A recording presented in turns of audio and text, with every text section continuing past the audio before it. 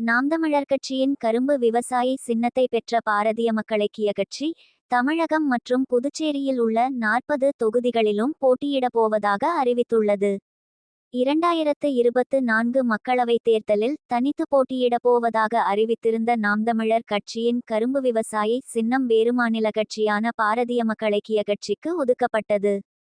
இதற்கு எதிர்ப்பு தெரிவித்து நாம் தமிழர் கட்சி சார்பில் தொடரப்பட்ட வழக்கு டெல்லி உயர் நீதிமன்றத்தில் முடித்து வைக்கப்பட்ட நிலையில் உச்ச நீதிமன்றத்தை தற்போது அக்கட்சியினர் நாடியுள்ளனர்.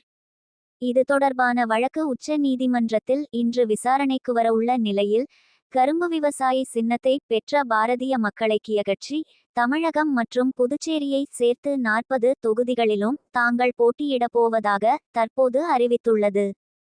இது தொடர்பாக சென்னையில் செய்தியாளர்களிடம் கட்சியின் மாநில தலைவர் கே ஜெயக்குமார் கூறும்போது, தமிழகத்தில் எங்களது கட்சி தொடங்கி 3 மாதங்களே ஆன போதிலும் தமிழகம் மற்றும் புதுச்சேரியில் 40 தொகுதிகளில் எங்களது கட்சி போட்டியிட தயாராகுள்ளது.